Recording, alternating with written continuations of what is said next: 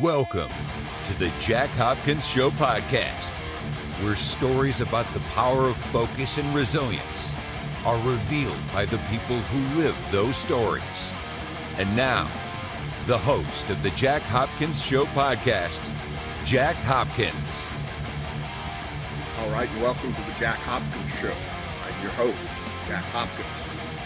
Today, I have someone on that I've really been looking forward to have on, simply because she knows a great deal about something that's critically important right now with what's going on in the nation. And it's a subject that I know very little about.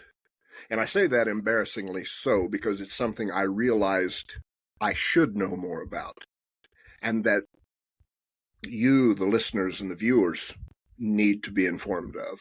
So it only seemed like a logical next step then to have Sue Wilson on the Jack Hopkins Show podcast.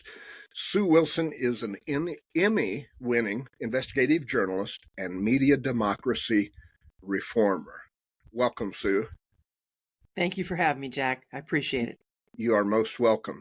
So I'm just going to let you tell us what it is you do. What is a media democracy reformer? Well, Jack, let's start with this. Nobody wants to be lied to.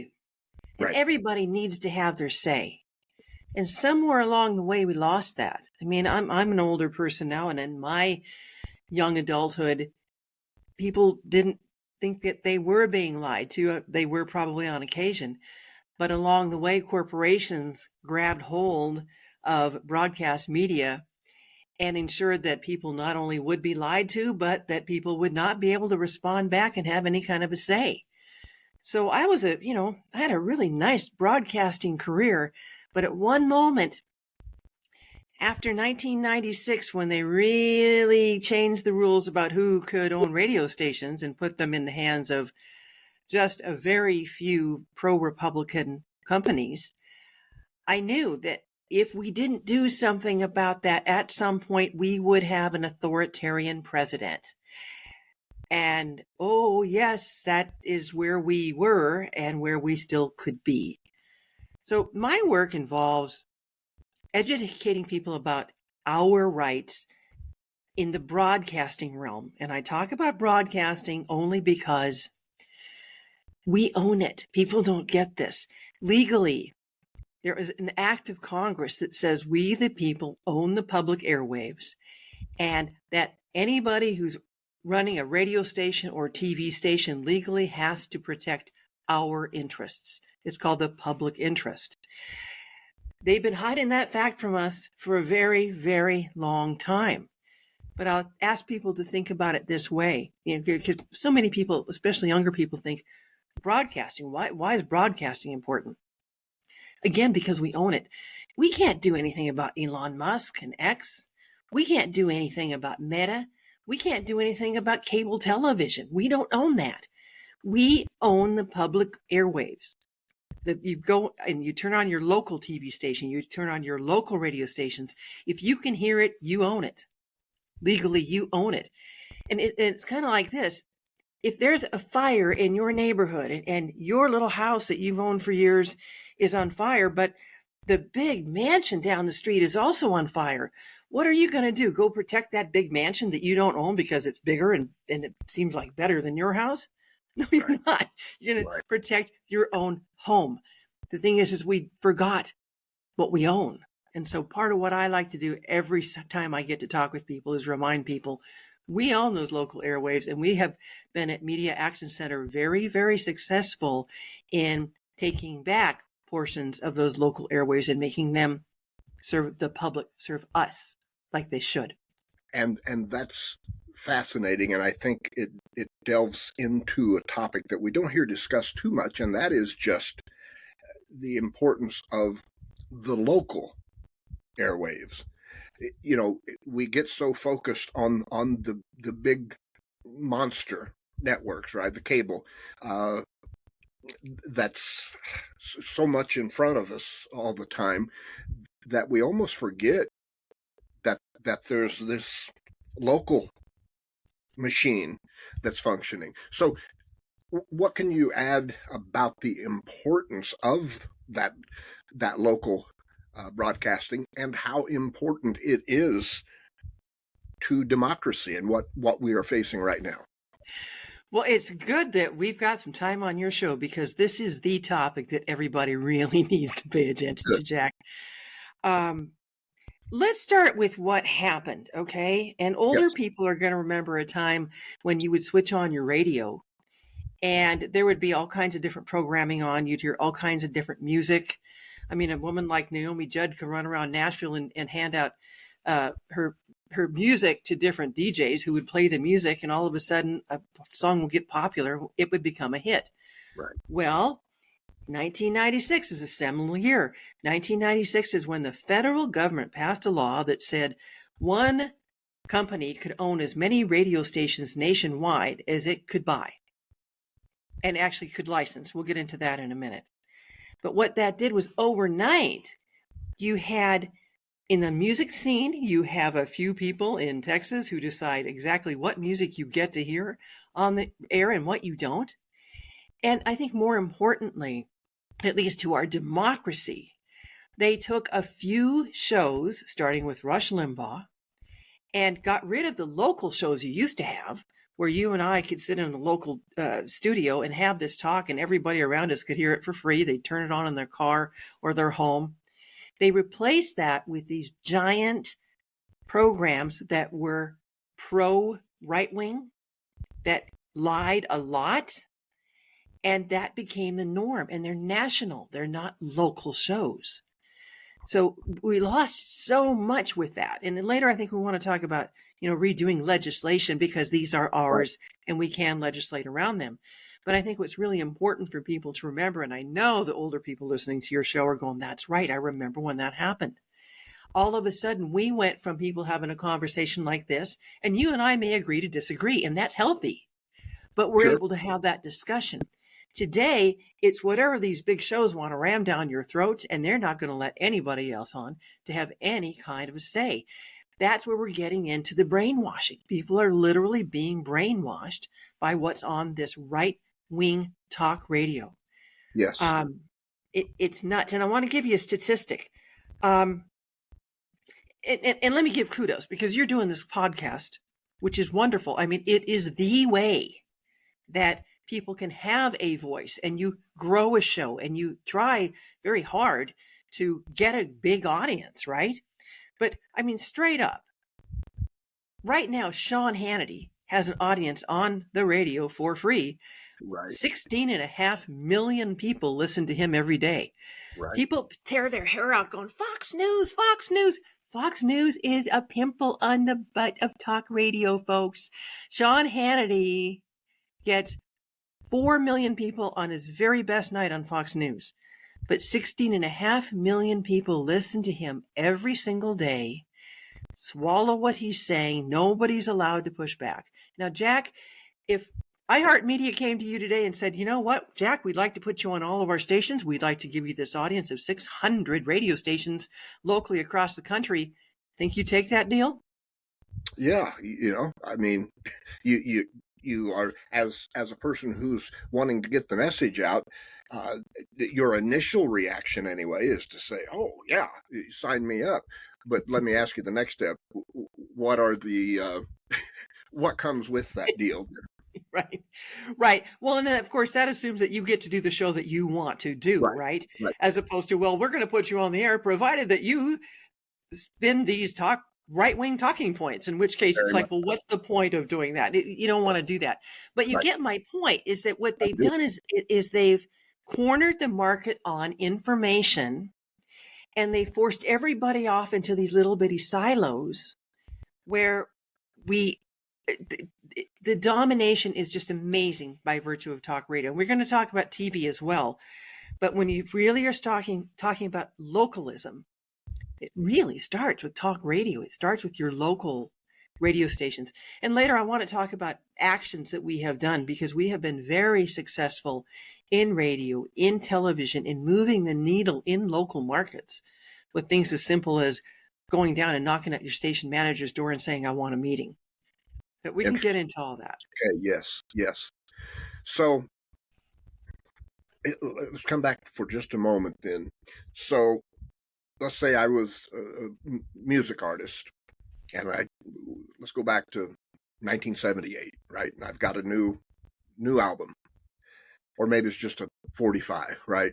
Got a single, and I go knock on doors, and I go to radio stations, and maybe I get the first two who say, no, not interested.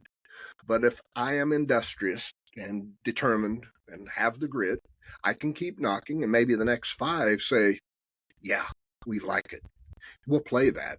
And so it's kind of like being in sales. It's the law of averages. If I knock on enough doors, I'm going to get a considerable amount of people who agree to play, even though some of them don't. What you are telling me is the way it's set up now, like in Texas, for example, there's really just one door that you can knock on. And if they say no, then it's tough luck. It's true. And let's put this into another perspective. It used to be that, let's take a large market that has maybe 25 radio stations. All right. It used to be that, you'd have 25 different radio stations which are licensed to the people who are going to broadcast on them. And that's an important distinction. Everybody likes to use the word ownership. We own the airwaves. We own those airwaves. And just like we are licensed to drive our cars on the public highways, all these radio stations, all these TV stations are licensed to broadcast over our airwaves only if they serve the public interest. So I'm going to keep repeating this, but they're licensed. They're not owners. Okay. But what they do is now they're able to license 8 radio stations in one town. So you have a community of 25. You could get 3 different companies that own the licenses to broadcast on every radio station in town. And typically, all of those companies are of the same political tilt. Right. That's what has changed in local radio. Is we used to have so many opportunities to literally knock on doors and not just say, I want to play radio, but hey, I'd like to do a show. I have something to say. Well, let's put you on at 11 o'clock tonight. Let's see what you can do.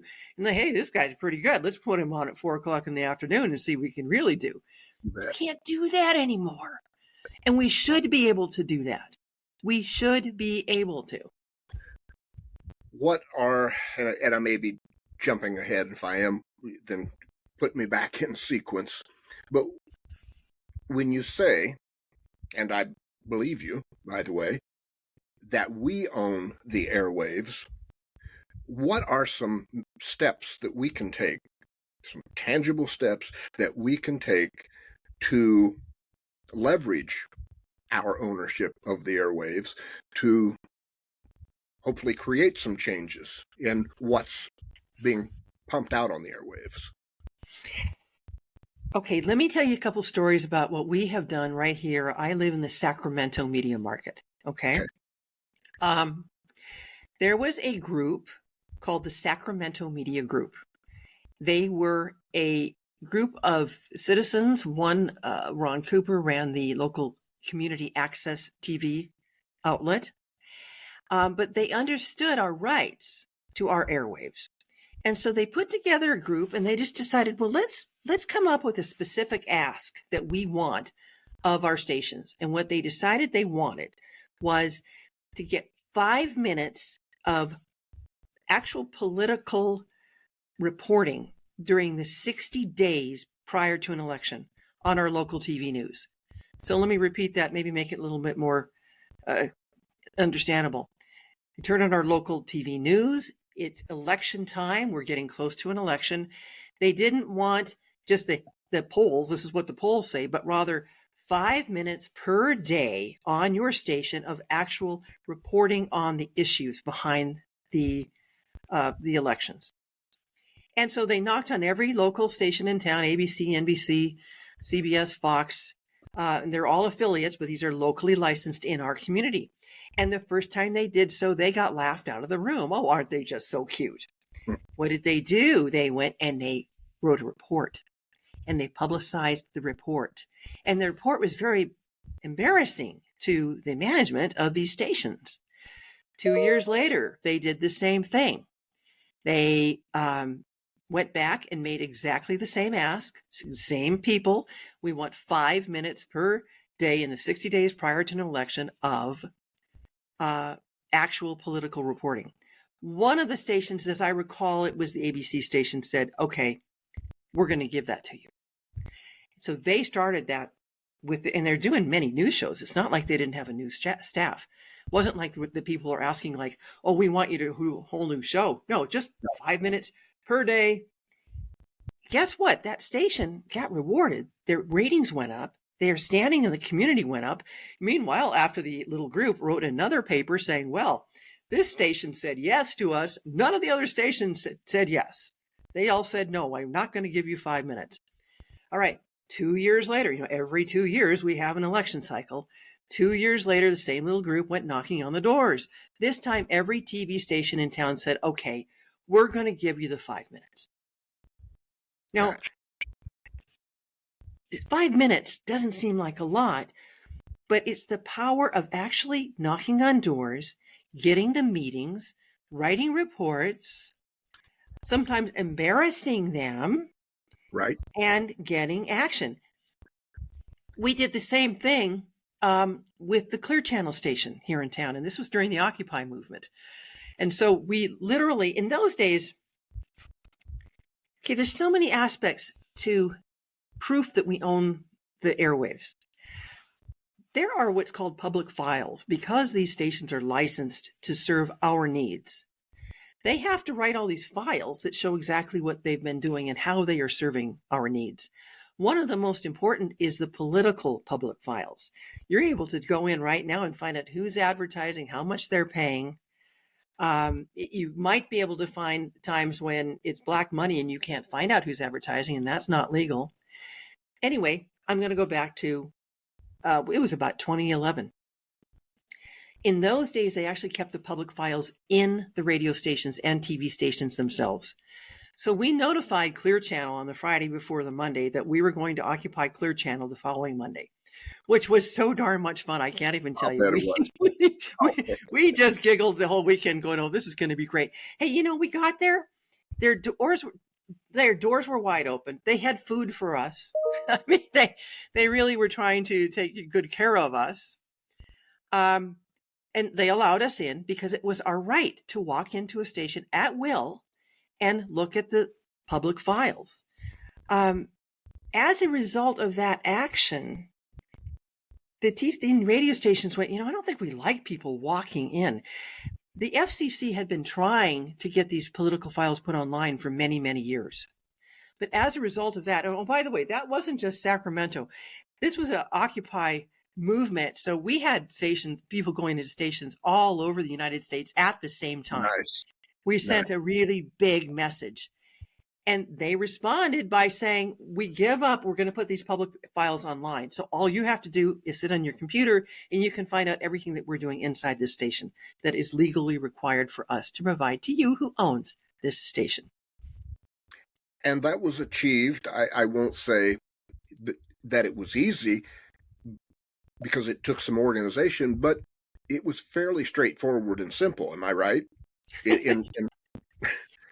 It's all local, and none of this, is it easy? None of it's really easy, but this local communication stuff works. Let me tell you another thing that we have done with Media Action Center. There's a process that I developed. I used to be able to write a lot of op-eds. Once upon a time, I wrote regularly for Huffington Post. After Arianna Huffington sold the company, they no longer did media reporting. Now it's almost impossible for me to get published anywhere. But I was able to get an op-ed in our local Sacramento Bee about Alex Jones. Alex Jones, we live in an area which is very high fire danger.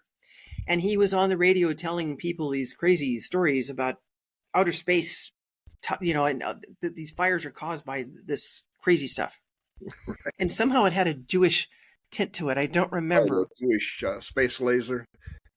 Yeah, there you go. That was it. Thank you very much. Yes. I managed to get a story into the Sacramento Bee about this and mentioned that our local Immaculate Heart radio station was airing the Alex Jones show. Well, people read that story, and all of a sudden, I get an email from somebody who's just hot. He's saying, I couldn't believe that our Catholic radio station is airing this kind of ilk. So I called the bishop. I know the bishop. And I told him, what are you thinking airing these kind of lies on a Catholic radio station? Well, turns out that same radio, the Immaculate Heart Radio, had another station in the New York City area that also was airing Alex Jones. Within a week, Alex Jones was off the air in those two stations.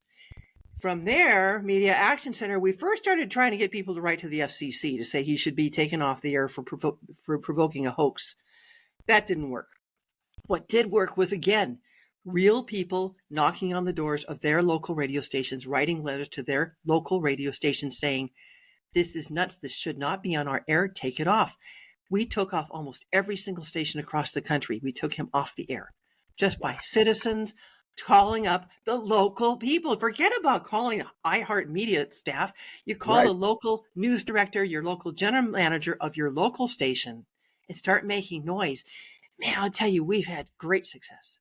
Now, I can talk in a minute about the FCC, but just local is what works, folks. That's what works. Right. And such a critical, I guess, epiphany, if you will, I think for many, is that we get stuck in a rut. For example, we hear the name Alex Jones, right? And there are so many negative connotations to that. And people get stuck in the idea of we need to make that show go away, shut him down. And yet, to really be able to make a difference, we don't have to shut his show down. We can just impact the number of stations that are putting his show out on the airwaves and make a huge contribution. Is that kind of the way you view this approach to dealing with people like Alex Jones? I think that there's two issues with Alex Jones. One is that, again, he's licensed to serve, the stations he's on are licensed to serve the public interest, is attacking the parents of Sandy Hook school children who had been through the worst possible nightmare and telling his listening audience on our airwaves that this was a hoax, that these are actors. And then those same grieving parents are then being attacked by his listeners who believe him because what he says is the voice of Alex. It must be true. I mean, one family had to move 7 times because they were so horribly attacked from place to place to place. They couldn't even go back to see their son's grave site. I mean, that's what he wrought. So is that in the public interest? Do I think that it's appropriate for him to be on any of our public airwaves? I think not. Personally, right. I think not. And I agree with you. But also, there's one of the things we need to start advocating for is the right to respond. Once upon a time in this country, and I was at KCBS TV as an intern way back in 1987 when the brass told us that the FCC had gotten rid of the Fairness Doctrine. And I was like, what's the Fairness Doctrine? I didn't even know. But what it had to do with was a series of things that stations had to do to prove that they were serving the public interest. And one of them was to have shows and bring different people on from different sides so that you get differing viewpoints on the air. It was onerous. The Fairness Doctrine went away with the Reagan administration. Reagan was a media man, and we can talk about when you have a media man in charge of the country and therefore in charge of the FCC, things change. And Reagan certainly changed that. And we can talk about our previous President Trump later in the same light. But just to go back again to the Alex Jones concept, if we just had a right to respond, Once upon a time, you couldn't go on the radio and just attack somebody personally, the way he attacked those parents. The FCC, under Republican rule, just went, well, they can do what they want. I'm here to say I don't think they should. I think that they do have a responsibility to us. And what if we, for instance, could go to the FCC, or better yet, go to our congressmen and get legislation, because we have the right to legislate this. It belongs to us. The public interest obligation is legislated. It is signed by the President of the United States. What if we got legislation that simply said, we want a right to respond on all these shows. The last 10 minutes of the hour, we'd like to have a right to respond. Doesn't seem to be that onerous. You know Right. how to do a podcast. I mean, if you're talking radio, you don't even need the pictures. You could have somebody who is fact checking in the background, and at the end of the hour saying, hi, this is Sue Wilson, and I just wanted to go through a few things that we've heard the past hour and let you know, some facts here. That would seem to be really healthy for democracy. It sure would. And I believe we can do that. I really believe we can do that. But in order to do that, we have to wake up the Democrats who, for as long as I've been in this game, which is since 1998, that's when I really saw the problems coming. And by 2004, gave up my career to say, we've got to do something to correct the problems with the information we're getting, or we're going to end up in a fascist state. The Democrats that I have talked with over the years have said, we can't worry about media. We have starving children to feed. We can't worry about media. And so people like me, and now this course is growing, they're still really not hearing us. I just think they don't really understand that not only do we have the right, but they have the responsibility to take care of our rights as the owners of these airwaves. I think you are dead on with your analysis. I don't know if you know this or not, but I'm a former Republican. I was a Republican for most of my life. Donald Trump and MAGA came along, and I said I can no longer be part of this. And it wasn't a cutaway just from Trump. I saw what was behind Trump and how they were enabling him. And I said, this no longer represents anything I believe in. And so I didn't just say, okay, I guess now I'm an independent. I went hard left. I said, you know what? I want to identify with the opposite of this garbage. And so I jumped in both feet in blue, right? But there's an old saying, you can take the boy out of the country, but you can't take the country out of the boy. I still have what I consider to be some of those conservative traits in that I'm not particularly quiet on issues that I'm passionate about, and I approach them fairly assertively. And that's been perhaps my biggest frustration in my new party, is that time and time again, I do not see the grit and the blood, sweat, and tears being put in the kind of fight that's warranted now more so than at any other time. And also, as you mentioned, that tendency to just kind of that and kind of brush it off. And I suggest that that's exactly how Trump came to power, is trying to get in power again, and why MAGA still has life, because there were too many people who laughed, chuckled, oh, him, and here we are. And I still see evidence of some Democrats who aren't taking things seriously. So it's not necessarily a question, because I guess I already know the answer. One very powerful tool we have is our vote, right? We have to look at who's in office, who's doing their job, who's not, vote them out, put somebody in that will. On the other side, though, let me ask you about this. How vigorously does the Republican Party, the GOP, how vigorously do they fight to keep these rules from changing?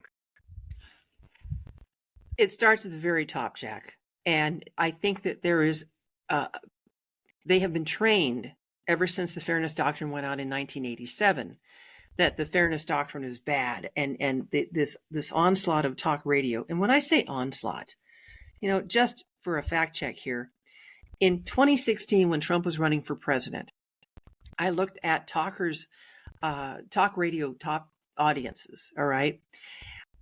In those days, there were 60 million people listening to talk radio in the United States, according to talkers. When I looked at it last, and that was about a year ago, it's grown to 135 million. Now think about those numbers. Now, is some of this overlap? They have to be, but I don't believe that the 60 million somehow just magically got to 135 million by virtue of everybody's watching or listening to more shows. So, right. And these people have now been trained in how to speak politically.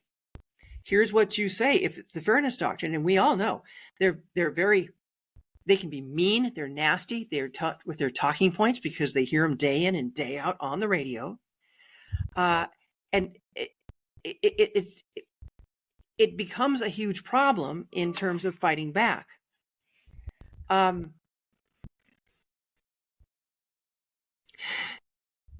Politically, I think that there's now finally Democrats are starting to understand that media is an issue, but they still haven't managed to really take control. I mean, it took Joe Biden a very long time to name his FCC commission. Okay, now this gets in the weeds, but you got to understand this. Congress passes the laws, and Congress passed the law that says that it's our airways. Congress also passed the 96 Telecommunications Act, which says that one radio station, as of 1996, one radio company could buy as many radio stations across the country as it could own. So we went from many owners licensing radio stations to now just a handful that license radio stations and put these big shows on like Sean Hannity and dominate the air with that kind of talk. Joe was very slow in putting his FCC together. And Jessica Rosenworcel, as chair of the FCC, has done a terrific job. She's really listened to this broadcasting issue. And she is actually looking at re-regulating television. We have to talk about television in Sinclair too. And also re-regulating radio. And the companies are going nuts over this. Now, if Joe Biden remains president, I have high hope that we're going to see some real movement in that area. But remember earlier I talked about we had a couple of media presidents. We had Ronald Reagan, who knew full well what he was doing when he got rid of the Fairness Doctrine. But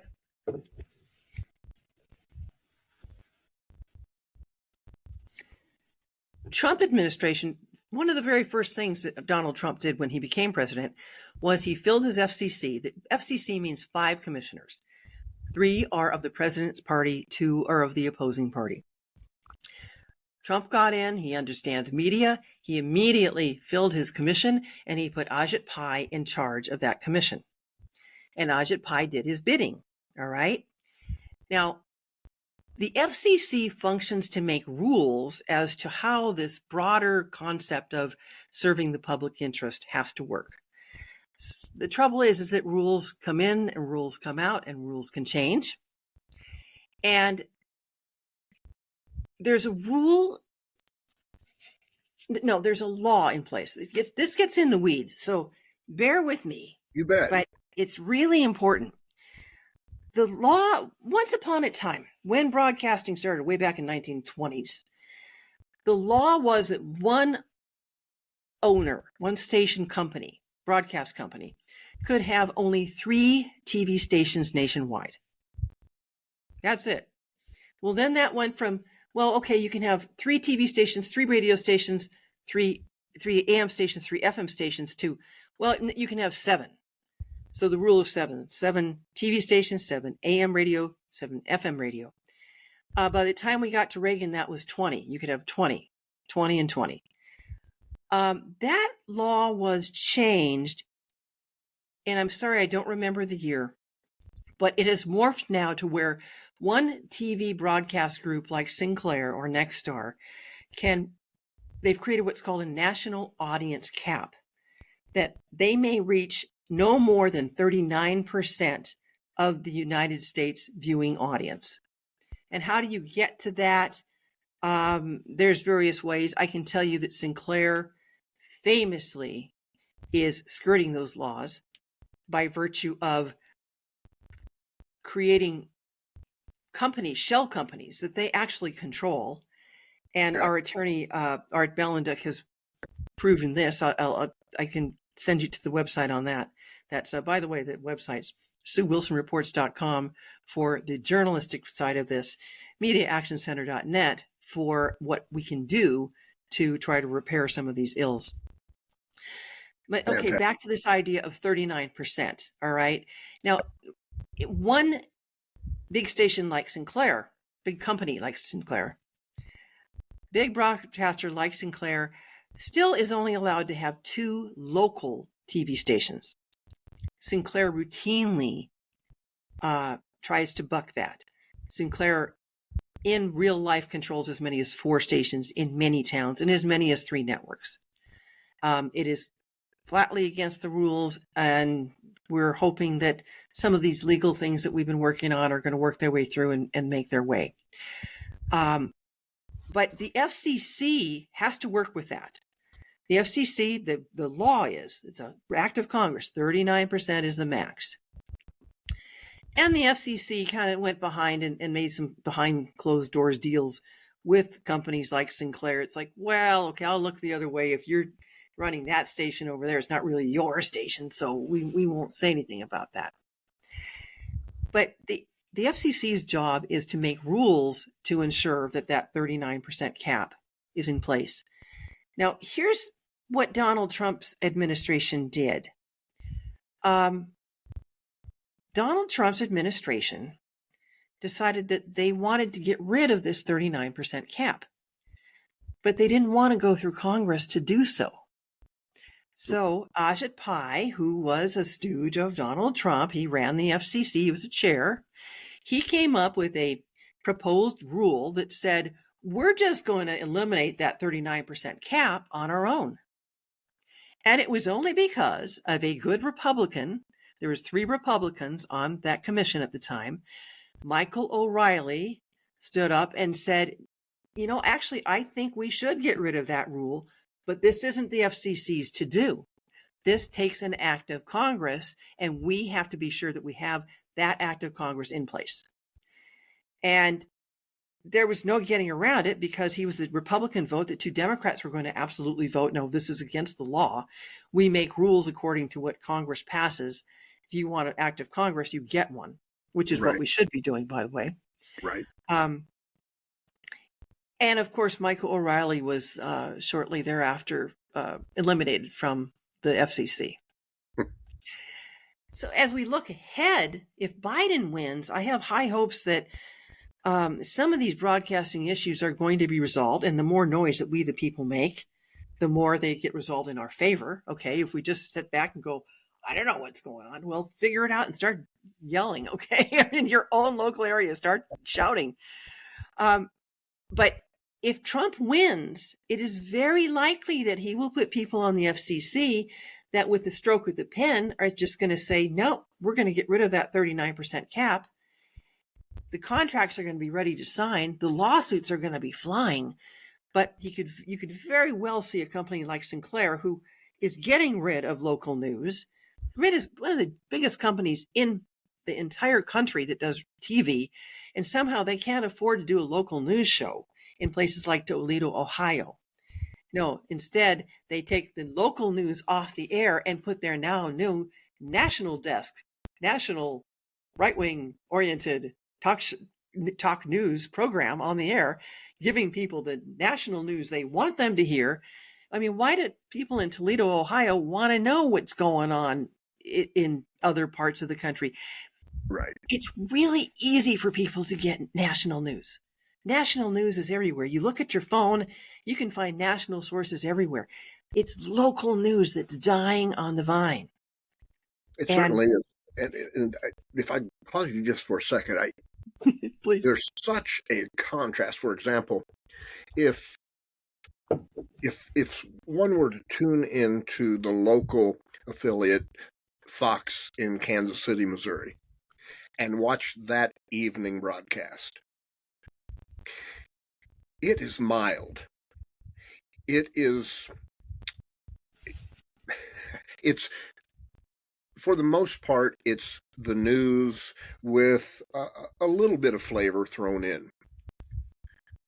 You jump to Fox News, they're not even the same animal. And a lot of people that I know that used to watch the local, I think it's KCTV 5, perhaps. I'm not sure what the actual station number is, but people who used to watch that are now watching Fox News with Sean Hannity, Laura Ingraham, and thinking that they're still watching the news when they're getting anything but the news. So I just wanted to say that I've seen that. I've seen people make that transition and not realize they're no longer getting news. They think they're still getting news. And the most critical aspect of still thinking that is that they also think it's true. Because especially you get into that 55 and older group.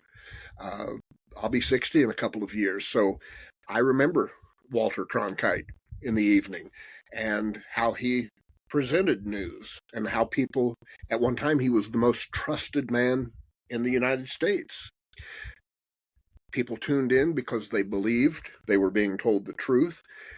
And unfortunately, we still have a large section of the population who still believes that.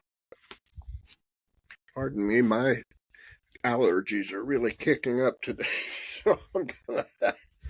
All right, there we go. Yeah, I thought I was the one bringing you to tears. Okay. Well, if I might, Jack, I'd like to talk about Fox because there's let's start with what you just said. News does not have to be true. Are you aware that there was a Fox reporter, a pair of reporters at WTVT down in Tampa Bay, Florida, who actually tried to take the station's license away, the very station they worked for, because the station they worked for tried to force them to change the story about bovine growth hormone causing cancer in people to such a degree that the story was no longer true. And it was Fox News' own Roger Ailes who was putting pressure on the local O&O station there in Tampa Bay.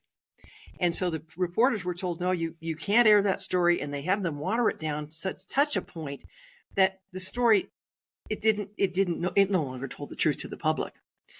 And so there is a process that we can do, and it's very lengthy. It takes a lot of time, money, effort. But because we actually do own these airwaves, we have the right to challenge these licenses. It's kind of like if you have a reckless driver and the reckless driver has caused an accident that hurt you, you can tell the DMV, take that guy's license away, and they likely will, even without you asking. We have the same rights in broadcasting. It is very rarely used. I'll tell you the TVD story first, and then I'll tell you about how I won in such a case, okay? Yes. But so Jane Acree and Steve Wilson brought this case. And by the way, I made a film called Broadcast Blues. And if you go to my website, you're going to see some of these stories. And this particular story, News Does Not Have to Be True, is featured. So you can just spend 4 minutes to see the actual inside the courtroom footage of what happened there. And what did happen there was that the jury found that indeed Fox had forced the reporters to distort the news. There in those days was a news distortion rule from the FCC. I think there still is, but none of the rules are ever enforced, so it doesn't much matter. Right. But yeah, Jane won her case against Fox News and proved in a court of law that Fox had done this and that they had deliberately distorted the news. Well, it went to the appeals court, which of course is their right, but the Fox lawyers made the argument is that there's no law against distorting the news. There's an FCC rule that says you can't do that, but there's no law that says you can't. So the verdict was reversed on appeal, and poor Jane Acree ended up having to pay Fox legal fees for that entire case. I mean, travesty of justice. Travesty of justice. And haven't you found, not just with media-related issues, but that's kind of been the hallmark of Donald Trump.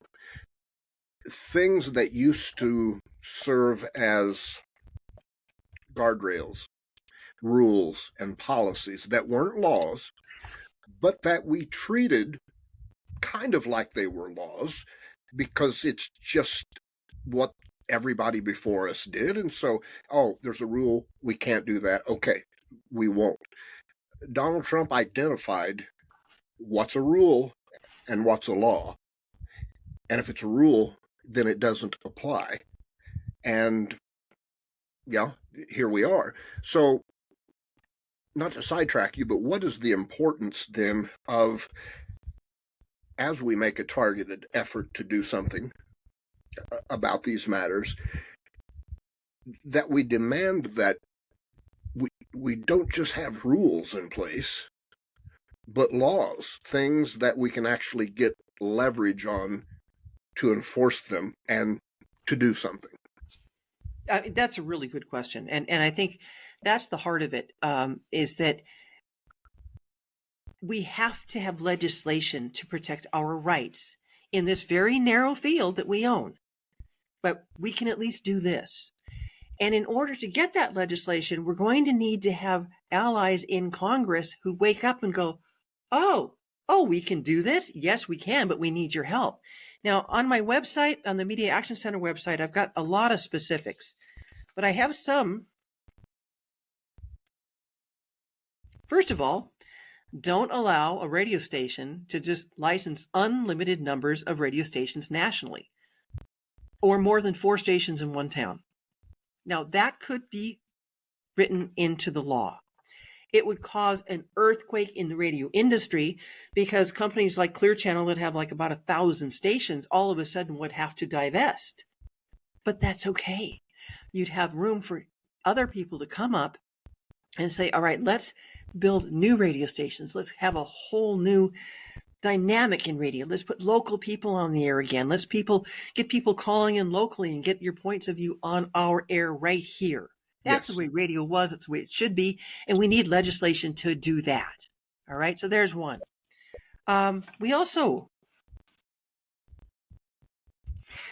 don't allow one television company to run more than 2 stations in one TV market.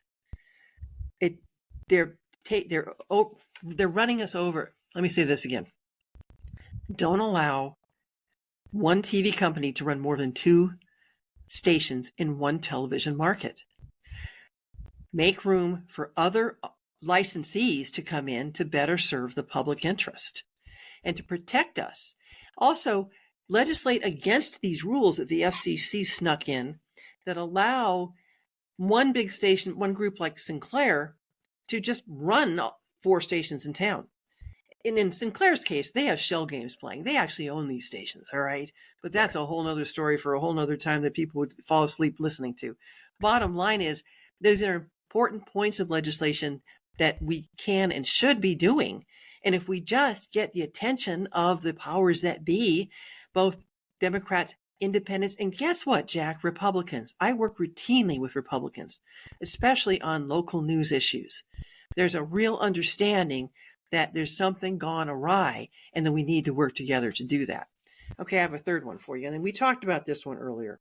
Legislate that right to respond so that if people are attacked on the local airwaves, they have the right to respond. So that if you have one big national show, at least you could have 10 minutes at the end of the hour and it could be a national person, but on our airwaves, somebody to push back instead of just allow this onslaught of misinformation, disinformation, lies to brainwash America. That is why we are where we are today, because we're just not hearing both sides of the story. And with all due respect, you're doing great work here with the podcast, but you're siloed off in such a way. Sure. We'd like to see you on the airwaves so that all kinds of people can hear you and listen to you. Right. I've got a question about so many things that you said, but I'm going to zero in on one. And I don't know that this is something you have an answer to, but you may have some insight or personal feelings as to why this is. You know, you talked about in the beginning that the big Republican held companies, corporations, basically, you know, said, okay, here we go. We're going to sweep all of this up and control it. And not just with media related issues, but in other areas of life too. We've seen that. And my question is, are there no billionaires who are Democrats? You know, where do we see that counter effect coming? You know, we hear about these massive machines that are gobbling everything up that are, you know, Republican influenced or Republican held. But why shouldn't we have our own big machines to fight that? And perhaps I've missed out, and there are, and I just don't know about them. But I haven't seen much evidence of that. So what are your thoughts on why we don't, or if we do, who are they? It's one of the great disappointments of my life, because going back to about 2004, there was a pretty good movement surrounding the broadcast airwaves. And I knew personally a couple of billionaires who were getting involved. The major media reform organizations decided, though, that they wanted to focus on the internet, net neutrality, and those issues, and let's just not worry about broadcasting. And they've made strides. And, you know, recently net neutrality is now the new rule. I keep going back to, yeah, but you're abandoning what we own. You're saving the house down the street that you don't own. You got to save your own house from the fire, right? Where are these people? I'm grateful for the opportunity to talk with you today, because I think as people wake up and understand that, oh, hello, there's things we can do. Yes, there are many things that we can do, starting locally and branching out nationally. Where are they? Wake up. You know, Mark Cuban, where are you? I know that, you know, it's a guy like him. They're out there. Maybe it's just that they don't see the plan. I'd be happy to consult with you folks. It's absolutely possible to do this, but it is going to take will. It's going to take political will. We've talked about that. We actually need some legislation. It's going to take a president who will chair the FCC, and it could be a president of either party, because these really are not partisan issues. They're democracy issues. Right. I hope that they respond, because we're not able to do this by ourselves.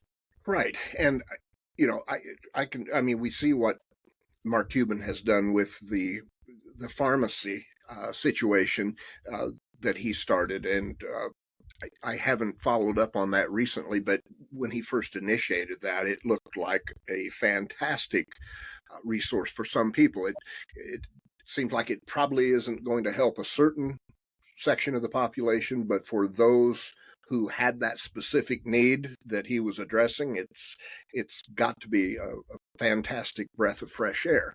And boy, do we appreciate those efforts like that. And yet that is kind of a thin slice of the societal pie in terms of that big machine. This is something that Mark Cuban kind of came up with on his own. It's a Mark Cuban thing.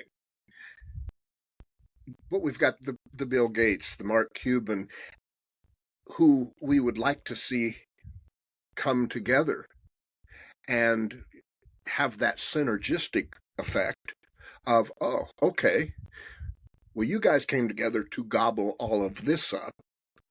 We're going to come together to maybe gobble up some of what you've gobbled up that we didn't like the way you organized it. And so we're going to gobble it up and reorganize it in a way that is beneficial to all. And we just, that's on so many issues. I look and they always talk about, okay, well, big money controls that. And it's like, I know we have big money on this side too. Why aren't we controlling some things with our big money? So, yeah, I think while we work on that local level, like you suggested, that is kind of at the heart of where everything else blossoms from, I think we can also appeal over and over and over again to our billionaires, and say, look, we don't know why you haven't done this, but we'd like you to at least think about it. Do you think there's the possibility that the Republican machinery, if you will, is just so damn big and powerful that when they consider doing something like that, that goes,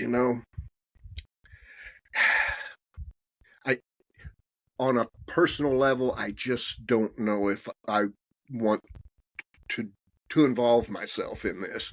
Do you think it's so big that that's kind of an effect? I think there are chinks in the armor of the Republican machinery. And I don't know if you've heard of a case that's going on right now where the Media and Democracy Coalition is attempting to challenge the license of the Fox-owned and operated station in Philadelphia. Why are they doing that? Because a man, prominent Republican, named Preston Padden, who was Rupert Murdoch's right-hand man in his broadcasting empire, which is different from his cablecasting empire, Preston Padden finally saw the light and realized what he had been doing by virtue of decimating the broadcasting and really supporting lies going across our airwaves. And so Preston Padden is working with this smaller Media and Democracy Coalition group. If they're successful, they will actually take away that station's license. And the basis of that, now here's another thing that's in the law. In order to have a broadcast license, one must have sufficient character. You can't be a felon bum and have a broadcast license. And what they're doing is they're going back into the Dominion lawsuit case and showing that it has been proven that Fox knew that they were lying about the results of the 2020 election. They continued to do so anyway in order to maintain audience ratings. Now, again, we're looking at combining the local level with the national problem. But if they succeed in getting the FCC to say, you're right, there's a character problem here, it's very likely Fox will lose all its licenses to all of its owned and operated stations. This is not like the one probably in Kansas City. I don't know if that's an owned and operated station. Many of them, like the one in Sacramento, is not. I see. What that means for people who don't understand is that many stations are operated by smaller companies in TV, but they'll make an affiliate agreement with Fox, and then they'll get the ability to have Fox News feeds to use in their local broadcast news. They'll get the Fox football games and the Fox programming. That's an affiliate station. The owned and operated stations are different. But again, connecting that idea that we have power. I'm going to tell you another brief story about the only time that this has been successful. Here in Sacramento, way back in about 2007, there was a radio station locally, Entercom radio station, that ran a contest, Hold Your Wii for a Wii. It was a water drinking contest, and the last person who had the Wii would win a Nintendo Wii. And so they had this party-like contest going on. They were promoting it for weeks. They clearly made it clear that they knew people could get hurt. There'd been a kid up at Chico State who had died as a result of drinking too much water. They made fun of that on the air. That was just great fun. Long story short, a woman died at that contest. She got very ill. She complained that she couldn't drive home. The station wouldn't help her. She did drive home. They found her dead later. She had died of hyponatremia, which is, in essence, drinking too much water. Sodium, yes, plummeted. Because I happened to be making Broadcast Blues at that time, I did a segment about this, but also because I am a member of this community. I have standing in this community because I listened to that radio station. Because I had standing, I was able to personally petition to deny that station's license. Essentially, well, I went in and I covered the trial every day. I'm close enough. I could drive to the radio station, or not the radio station. I could drive to the courthouse in Sacramento in order to do the coverage on the case itself.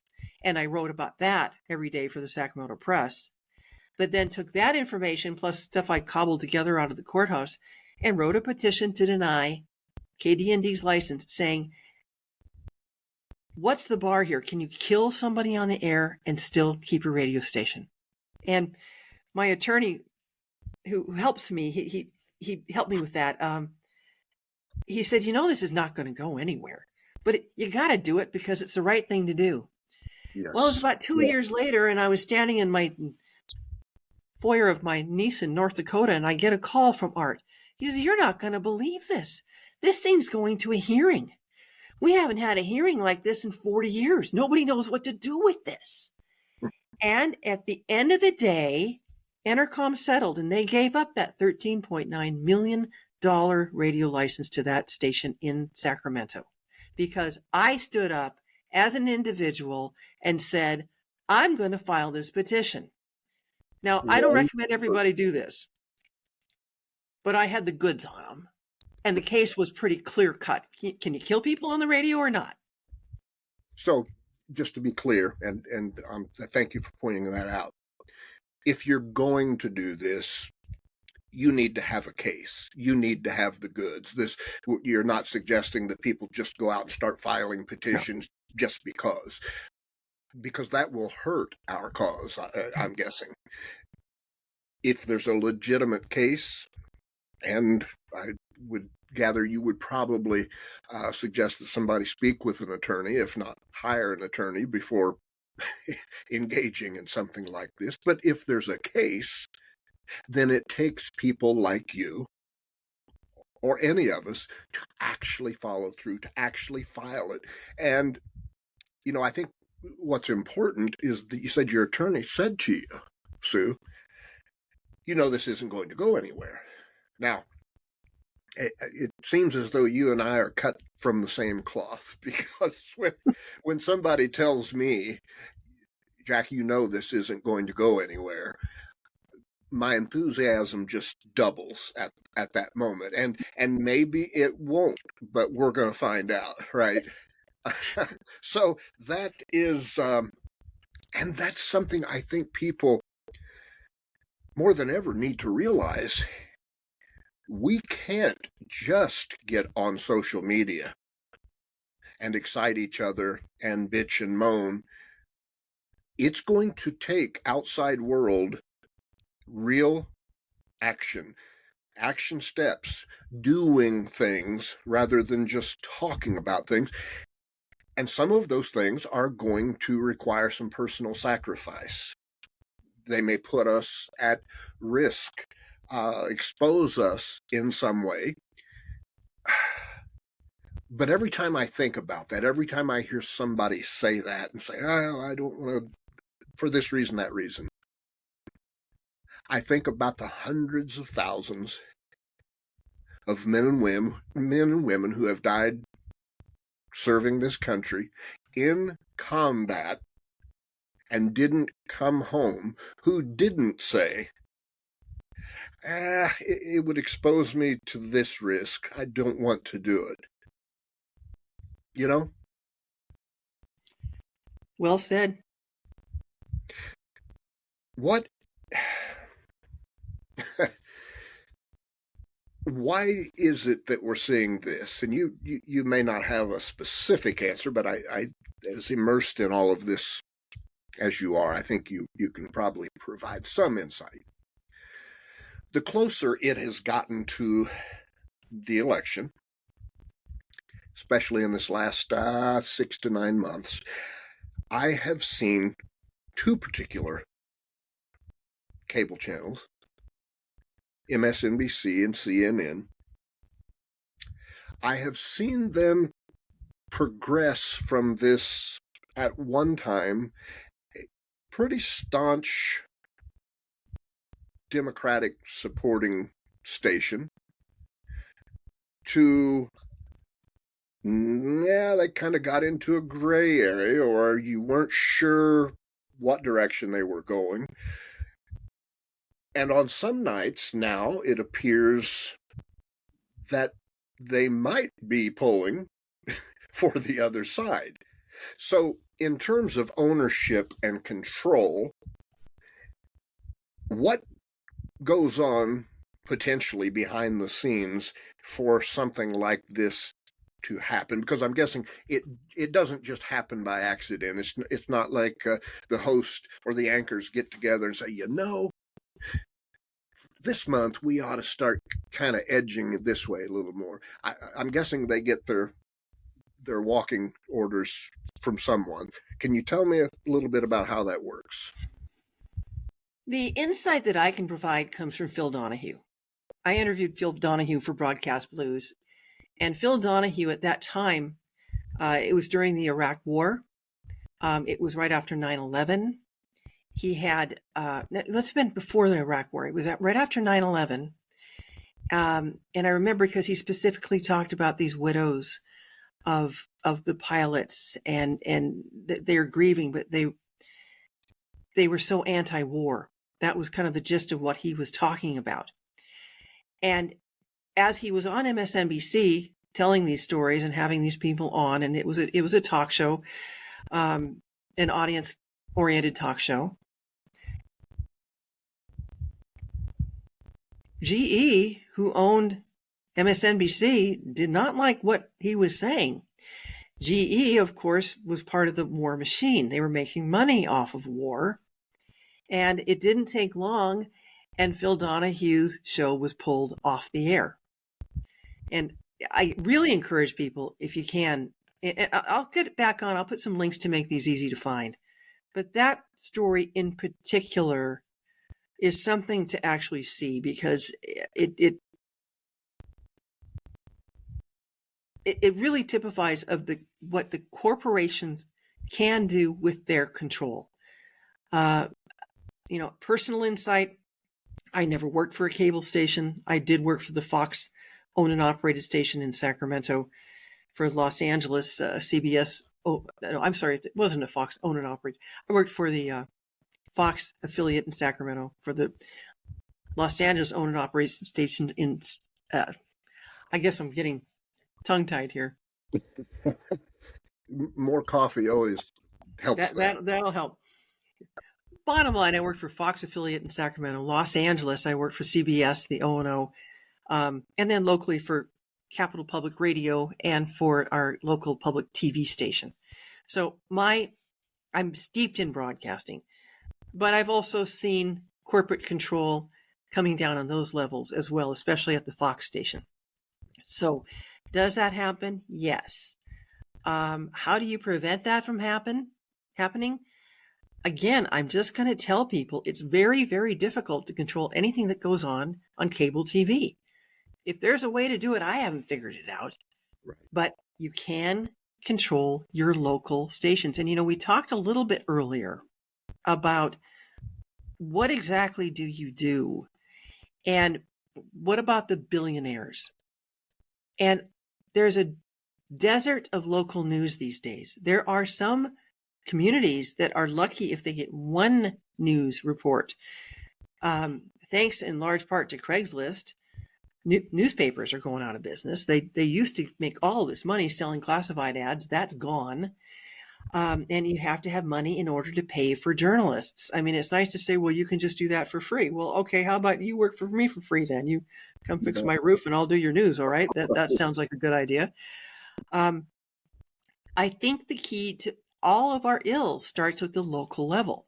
And even though we might talk about billionaires, all right, we need to be looking at how do we shore up local news at the local level. I think that's what's most important, because if you live in a community where you're getting one news show, and guess what they're doing now? A lot of these companies like Sinclair, Tegna, Nexstar, they're all doing it.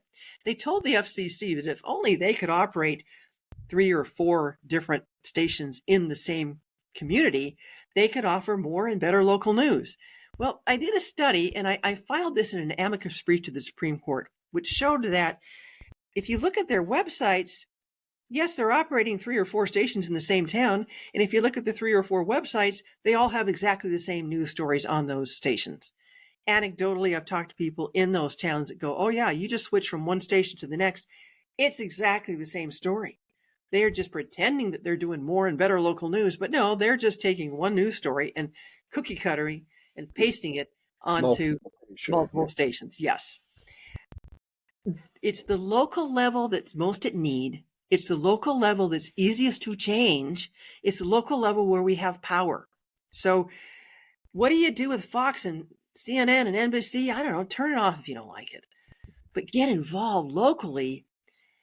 And maybe it means we start networking with the richer people in our local towns. I need a lot of help with this, folks. I got a lot of good ideas, but get some structure behind this would be really helpful. Well, and I think what you are suggesting too fits into this idea that I have about sometimes getting involved as much as the goal is to achieve XYZ. Sometimes the greatest thing that blossoms out of that is that you have now become involved.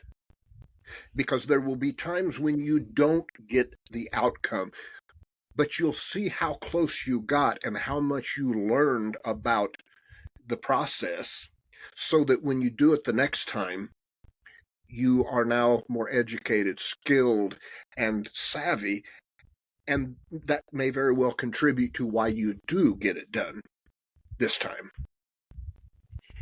I had an activist tell me once that anybody who works in activism has to, if they're going to volunteer, they have to find a reward. And I talked earlier about our Occupy Clear Channel action, where we sent, Joe average citizens into radio stations all across the country. They were scared. They thought maybe they'd get arrested, but I kept telling them, no, this is your legal right. You're fine. You won't be arrested. But what I got, the feedback that I got back was they walked out of those stations empowered. They had no idea that they owned so much power. They were thrilled with this action, which has carried them through now, and let's face it, all of us who volunteer, and I volunteer for other things just besides this, you can't do this forever. You tend to get a group that does something for a little while and then other people come along. But absolutely, if you can see a real reward, and especially if you do something locally in your community, yes, that enlivens you. It feeds the spirit. It does. Sue, I don't think I've ever felt as alive at any period in my life as I do doing what I'm doing now, because there is such a singular focus. I've blocked out everything else for now, because this issue, I believe, is that important.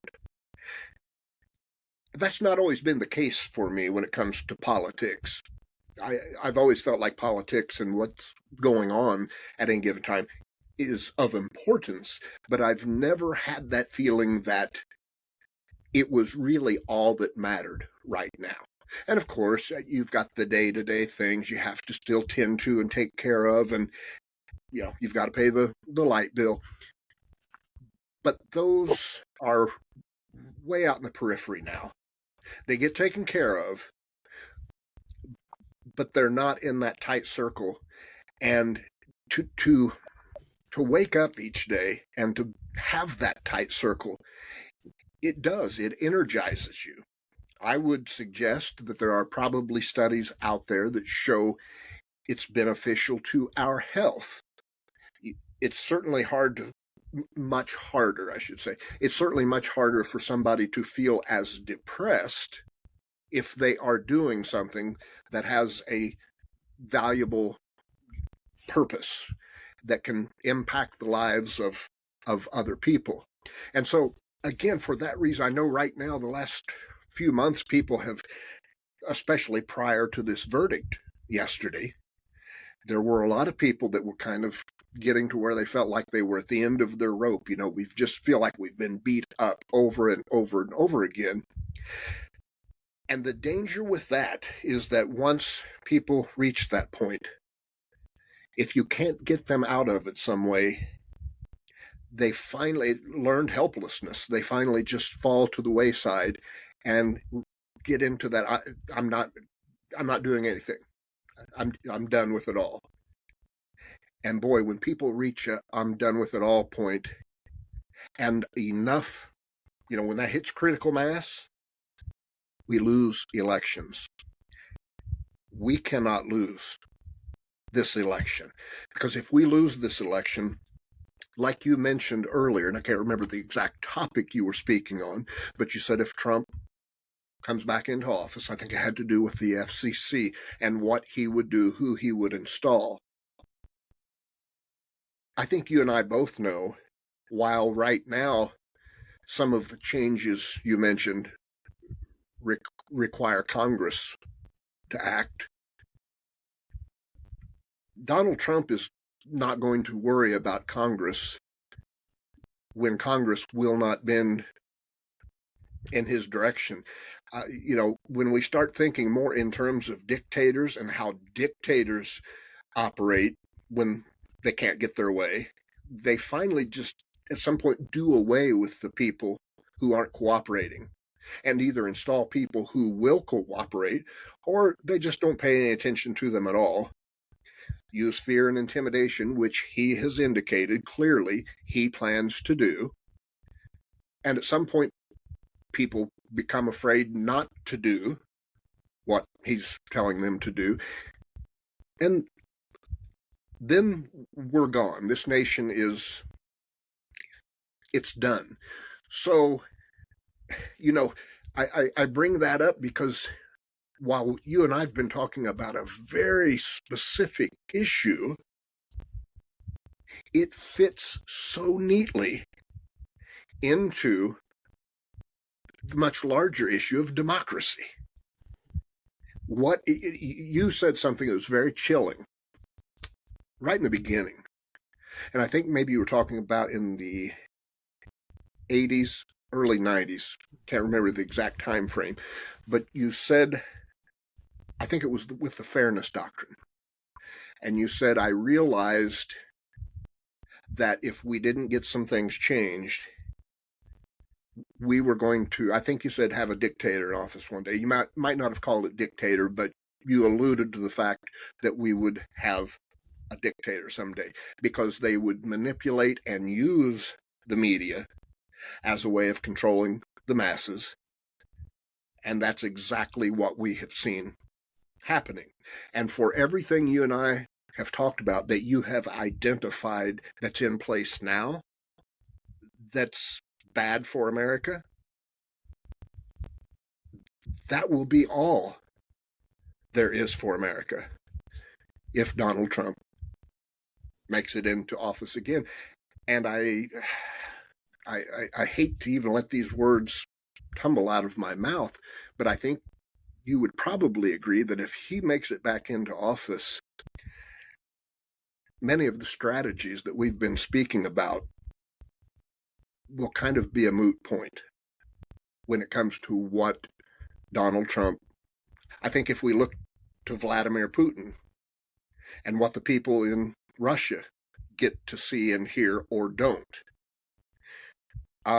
if you are a journalist in Russia and you deviate from the approved narrative, you're going to be pushing up daisies in the local cemetery.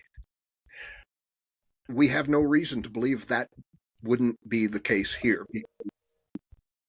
He's clearly suggested, and I think he's mentioned journalists on a few occasions that, don't quote me on this, but I think that he linked journalists and execution together in some offhand remark that he made. But although, to clarify, offhand remarks aren't just offhand remarks with Donald Trump. They are a tunnel right into the heart of his thinking. And they tell you exactly why. You were talking about people being able to go on air and lie. Donald Trump, it's interesting, is known, he's one of the most prolific liars in history. And yet, at the same time, he's always telling the truth about what he intends to do. And that's the one thing that nobody seems to listen to. We get caught up in his lies, which they're pretty good distractors.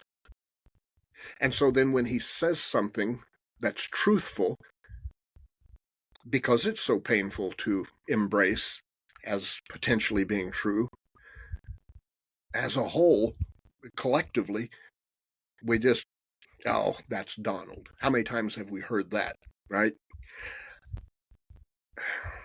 We're kind of getting to the, unfortunately, because I'm going to have you back on in the future for sure, because there's so much I still want to talk about with you, and I know you've got so much to say. You said we'd talk a little bit about the FCC. If you could, can you kind of set that up for maybe another episode that we do? Just kind of give us a prelude into talking about the FCC. Sure. Of course, I'm happy to do that. And I just want to say this because I think you're right. I think there's a lot of burnout. I think that people are feeling disempowered. They don't know what to do. They see this freight train coming, but they don't know how to stop it. I think we need to take a breath. I think at this moment in time, we need to take a breath. Sometimes you have to take care of yourself before you can take care of others. Yes. At the same time, it is a moment of truth, isn't it? It sure is. It's very difficult sometimes to talk with others who are they're in their information silos, who really don't believe anything that anyone else says except for what they hear on Fox News or what Donald Trump parrots. Right. So I think if you're feeling that way, take that breath, take a step back, turn off the news for a week or two, and then wake up and go, okay, now, what can I do? Because we all really do have to do. I think that more and more independent people, there's more and more independent voters these days, which I see as very, very healthy. I've been an independent voter myself pretty much my whole life. And I'm not a political animal, but I think that talking with others in a gentle way, bringing up things, like, okay, there's, what was it, 37 counts that he was just found guilty of? 34 for sure. 34, okay, thank you. I think he's got 37 counts under the Espionage Act in Florida, but maybe that was the number you were thinking of. He has so many. Well, 34 felony counts, and there are so many people who believe this is a witch hunt, that this is rigged, because that's what they've been told over and over and over again. And okay, my light bulb just went on. I think once again, maybe it involves going to that local radio station. And it's the radio stations in particular, because you don't really have big problems with local TV news. It's the radio stations that are parroting this over and over and over again. And it might be time for a little group to walk in and talk to that local GM and news director and say, what are you doing to our democracy here? Right. And how can you put some alternative actual facts on the air, some fact checking on the air on some of these statements that you're brainwashing us with? That might be a worthwhile endeavor. And then again, if you're going to do it, write a report. If you want, I'll post it on Media Action Center, because we've got to have it. It's a two-sided coin. You want to have these conversations with your local people. And, a lot, especially of the older people who work in broadcasting, they don't like this. Especially if you walk into a GM's manager who's 60 years old, he remembers what it used to be. You bet. And he'll probably be, a little more friendly to the idea. The challenge is, how do we attack this on the corporate higher level? If I knew that, I'd have done it already. But I do think that it'll help if you can go in to talk with these stations, and if you can move the needle there. And now, before this election, maybe go in also with this idea that worked here in Sacramento. We would like to see, in the 60 days before the election, certain things happen. What are those things? It's up to you. It's your airwaves. Right. If you succeed, you're going to feel tremendously empowered. If you don't succeed, at least you've got something to talk about in the locker room. And maybe talking about it in the locker room is the thing that gets other people on your side and go, that's right. That's how it should be. We're in perilous times. I couldn't agree more. And in fact, I would make this statement about that.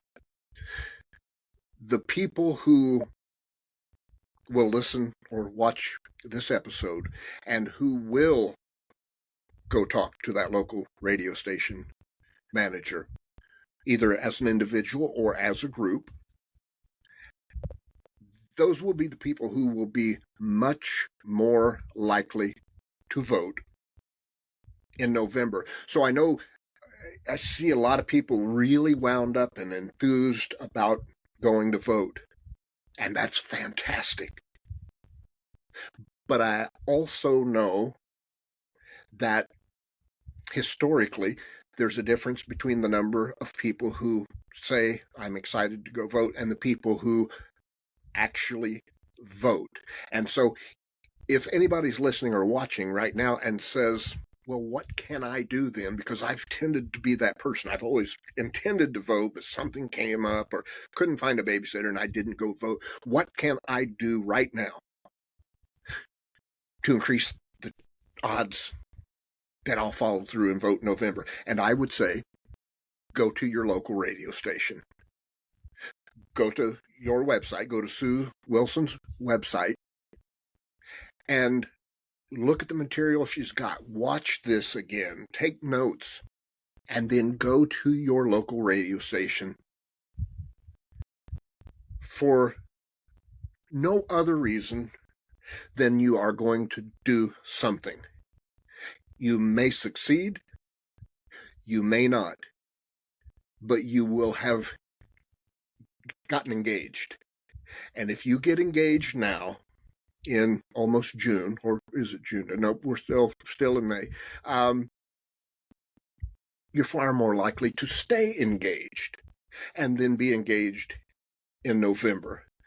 So in that way, I think what you have shared today, not only such an important piece of educating people and revealing some of what these big companies and corporations don't want them to even know in the first place, but you've also given them a window into how they can buoy themselves between now and November and engage now. I know for a lot of people it's so frustrating because they're ready to vote right now. I see it all. I wish I could vote today, right?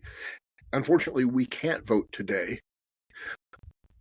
but we can kind of cast our ballot at the local radio station for what we would like to see happen.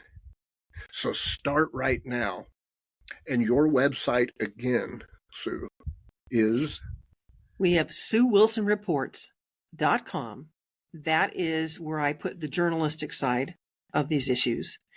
And we have MediaActionCenter.net. So Sue Wilson Reports and Media Action Center. Media Action Center is where there will be actual actions that you can take. And I tell you what, because of this lovely show, and thank you for having me, I'll spend a little time in the next couple of days and I'll put a few new things up to help people, to guide them. And how would you do this exactly? That would be fantastic. And I should have asked you before we started the show. I see that you've done some public speaking and going out and talking to people on these issues. Are you someone who's available for hire, or does consulting, or goes and speaks to groups, or is that something you don't do a lot of anymore? My favorite thing in the world is to speak to groups. and I would be honored if somebody could pay me a stipend. That would be very helpful. This is not a career that pays a lot of money. So I could imagine a scenario where there would be several groups in areas across the nation where somebody listens to this, watches this, and says, hey, this is something we didn't know a whole lot about, but I know more about it now, and Sue Wilson knows a whole lot about it and has done this before. Let's form a group, and then let's have Sue come and talk to our group, because it's only June. There's time. There's time to take some action before the election. And you know, it's only June. It's kind of two sides of the same coin, because on one hand, there's not a lot of time left until the election. But in terms of action steps, we don't need to just be sitting around between now and November. So again, please get in touch with Sue. If nothing else, just to give her some feedback on the information that you got from her throughout this episode, because I know, I told you beforehand coming into this, I knew I didn't know much about this, and that was kind of embarrassing to me that I didn't, but we all tend to kind of get stuck in our own little, areas of specialization. And sometimes we don't look out of that little track, but I find it more and more important for me each day to look at what don't I know that I need to know, and then find those people, because it's a lot easier for me just to go straight to the source and learn than it is to try to start out from scratch like you did and claw my way up over a period of years and then learn what you now know. I can't thank you enough for being with me today. I have learned a great deal. I have a lot of ideas brewing in my head right now, and my legal pad is about to get some ink on it as soon as we are done. Let's do this again sometime. We'll get some feedback from the listeners, the viewers, on what they learned, what they might want to know more about, and we will reconvene and do it again if you are game. I'd be honored. Thank you, Jack. Fantastic, Sue. All right. Thanks for everybody who tuned in.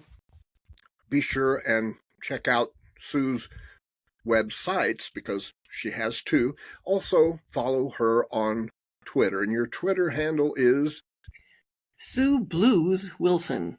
Sue Blues Wilson. So check her out there. Also, check out my website at jackhopkinsnow.com. All right, Sue, it's been great. I'll be talking to you again soon.